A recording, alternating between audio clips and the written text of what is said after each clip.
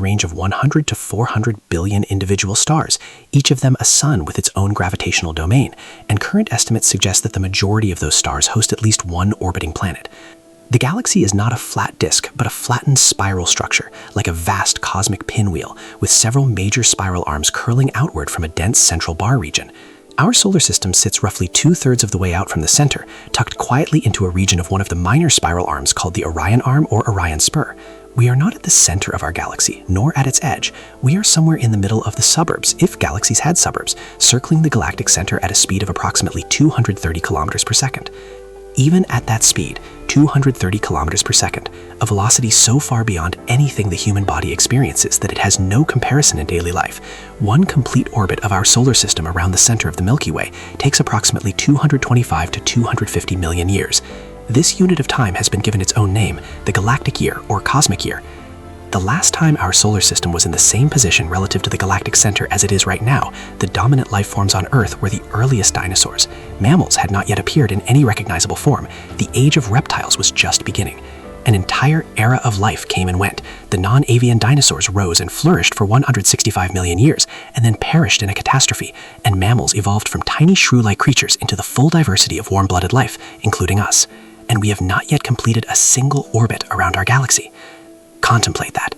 One lap around our galaxy contains the entire history of the dinosaurs with time to spare.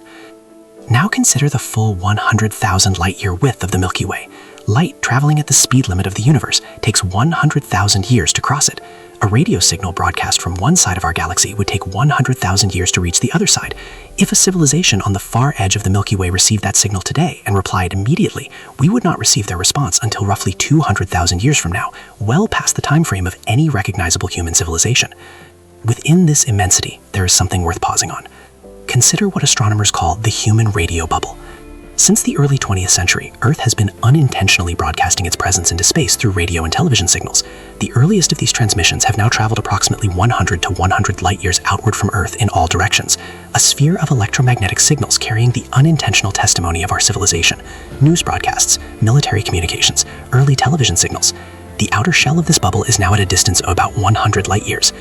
The Milky Way is 100,000 light-years across. Our radio bubble, the entirety of everything we have ever accidentally announced about our existence, covers roughly 1,000th of the diameter of our own galaxy. Any civilization living beyond about 100 light-years from Earth would have no evidence whatsoever that we exist. We are not merely small in cosmic terms, we are functionally undetectable across the vast majority of our own galaxy. Just as the Moon is Earth's nearest companion and Alpha Centauri is the Sun's nearest stellar neighbor, our Milky Way has its own nearest galactic neighbor, the Andromeda Galaxy, known to astronomers by its catalog designation M31.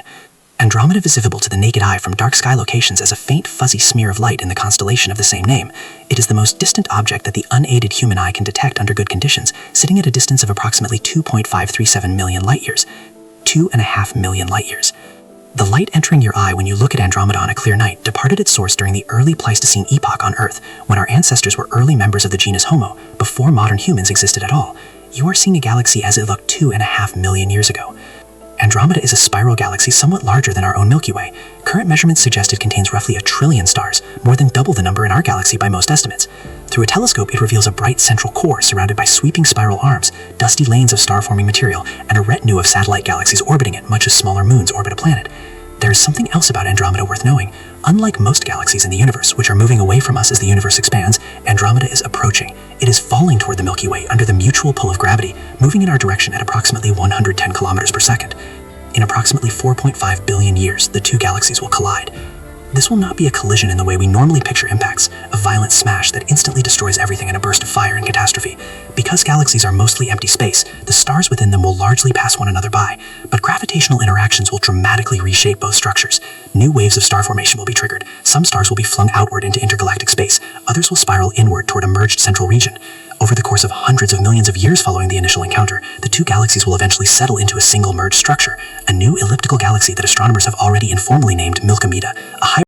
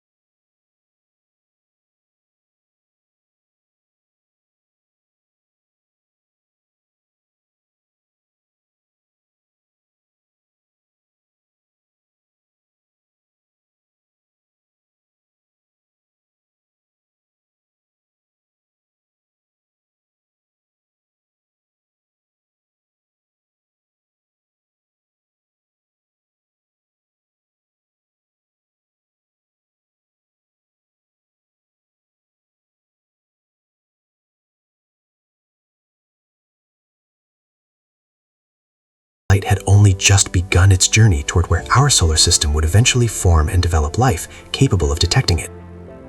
The Virgo supercluster contains so many galaxies, so many stars, and so much dark matter that it functions as a gravitational attractor for everything within its domain.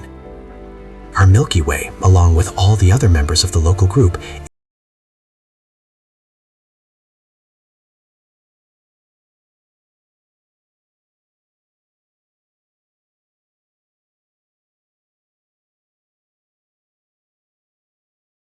yet, not by a long measure.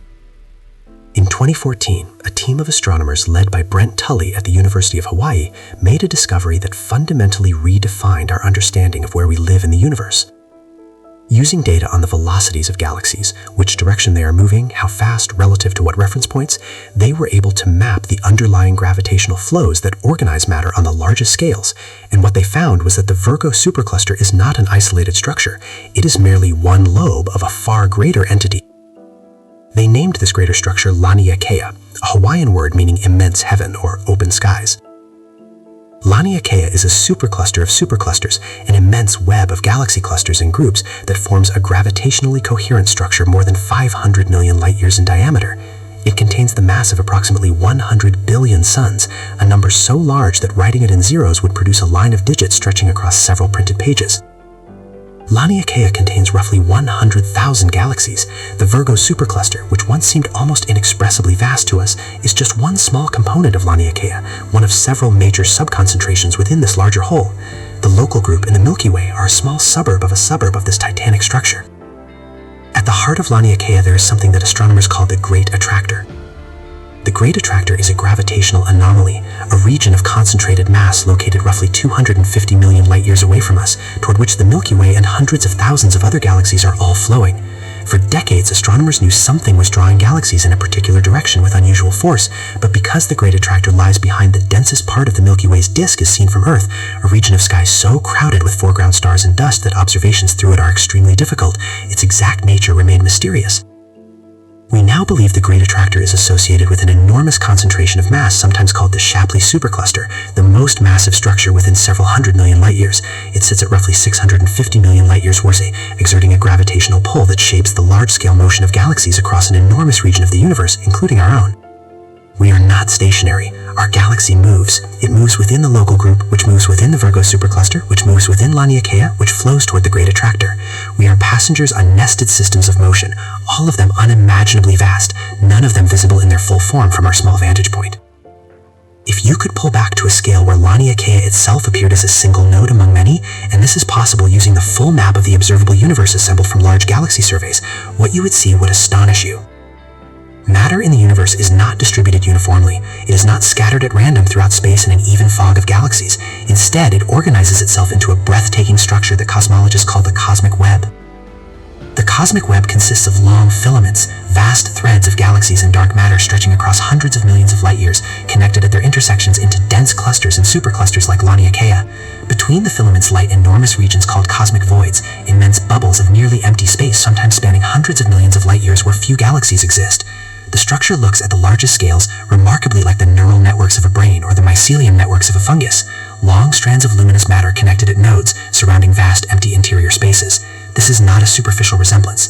The physics that produces this pattern, the gravitational collapse of tiny density fluctuations that were seeded in the very first moments after the Big Bang, then amplified over 13.8 billion years of cosmic evolution, is one of the great intellectual achievements of cosmology. We understand how the structure formed, at least in broad outline. In the earliest moments of the universe, the distribution of matter was almost but not quite perfectly uniform. Tiny regions were very slightly denser than their surroundings, fluctuations so small that they would have been invisible to any observer, had any observer existed, smaller than 1 part in 100,000 in magnitude. But gravity is patient. Over billions of years, those slightly denser regions attracted slightly more matter than their surroundings, which made them denser still, which attracted even more matter. Over cosmic time, this runaway process of gravitational collapse organized the universe's matter from a nearly uniform fog into the complex web of filaments, nodes, and voids that we observe today. The universe built its own skeleton out of nothing more than slightly uneven randomness and the relentless arithmetic of gravity, and on that skeleton, over billions of years, the galaxies assembled, and within them the stars formed, and around some of those stars the planets condensed, and on some of those planets conditions allowed chemistry to grow complicated enough to become biology, and biology grew complicated enough to become thought, and thought grew complicated enough to look outward and recognize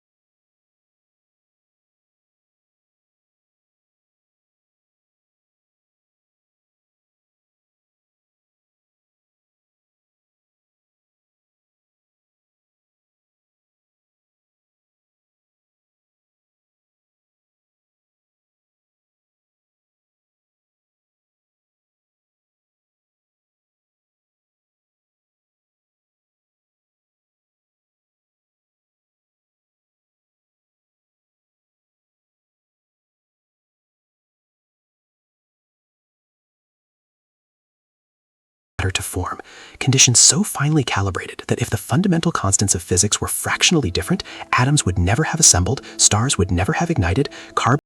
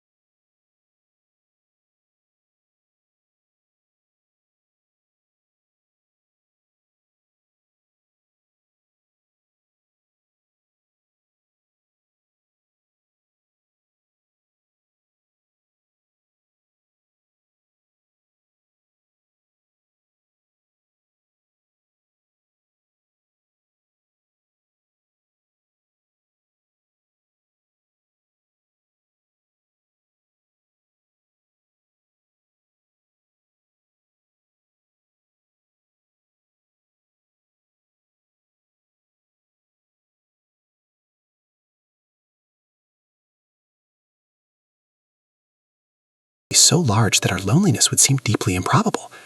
And yet, we have not heard from anyone. We have been searching at various levels of effort and sophistication for signals of extraterrestrial intelligence since the early 1960s. We have not found any. The universe, despite its almost certain teeming abundance of worlds, has not yet sent us a clear signal.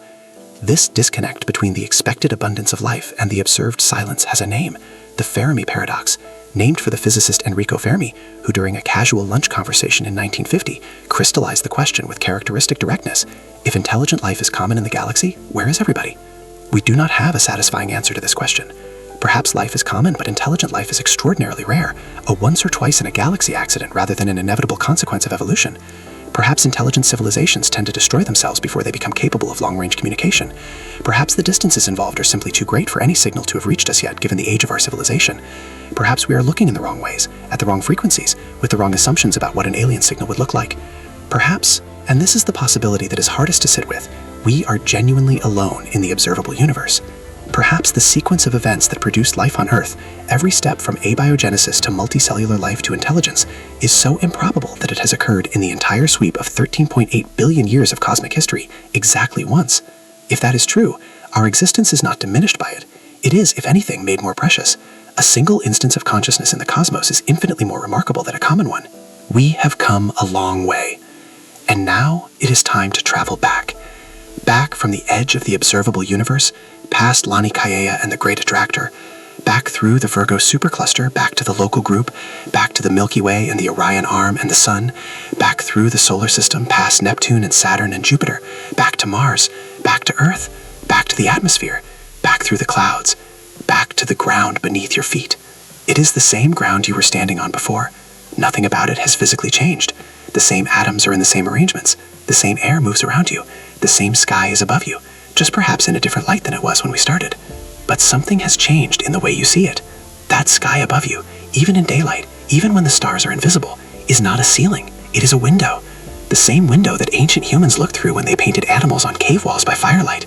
The same window that the first astronomers looked through when they began to suspect that those points of light were not holes in a fabric, but fires of inconceivable magnitude scattered across an inconceivable distance. Every star you can see on a clear night is in our cosmic neighborhood, in galaxy terms, within a few thousand light years of Earth at most. The farthest objects visible to the naked eye under ideal conditions are the Andromeda Galaxy and perhaps the Triangular Galaxy, sitting at 2.5 to 3 million light years away. The rest of the universe, the superclusters, the filaments, the trillions of galaxies, is invisible without instruments, hidden behind the distance and the dimness, present but unreachable by unassisted human senses. And yet we know it is there. That is the astonishing part. Through mathematics and physics, through telescopes and spectroscopy, through patient observation and inspired theory, we have mapped the universe far beyond any frontier that our eyes could reach. We know the shape of the cosmic web without having traveled it. We know the age of the universe without having watched it from the beginning. We know the composition of stars hundreds of light years away without having visited them. The human mind, housed in a small biological object on a small rocky planet at the edge of an ordinary galaxy in a supercluster of superclusters, in the observable fraction of a possibly infinite universe, has managed to comprehend the structure of 93 billion light years of space and 13.8 billion years of time. That is not a small thing. That might be the largest thing of all. Scup tonight if you can. Find a quiet spot away from the city lights. Let your eyes adjust to the darkness and turn your face toward the sky. Let the scale of what you have just learned sit alongside the simplicity of that act, standing on a rocky surface, breathing oxygen from living things, under the light of distant fires. The universe is 93 billion light years across. You are roughly 1.7 meters tall. By any numerical measure, the ratio between those two quantities is so extreme that your existence registers as something less than a rounding error in the total accounting of space. And yet you are the part of the universe that looked up. You are the part of the universe that wondered. You are the part of the universe that measured and thought and felt something when you found out how large everything is. There are 2 trillion galaxies out there, each with hundreds of billions of stars. As far as we know, in the entire sweep of all of that, only here, only on this small blue dot, only among these particular beings who evolved on its surface, did the universe produce something capable of being moved by its own scale. You woke up this morning on a pale blue dot in the outer reaches of a spiral galaxy, in the outskirts of a supercluster of superclusters, in the observable fraction of a possibly infinite universe. You had breakfast. You lived your day. And tonight, if you look up, you are looking at the same sky that every human who ever lived has looked at. The same stars, the same darkness, the same silent, enormous beauty. Take care of this dot. It is the only one we have, and it is extraordinary.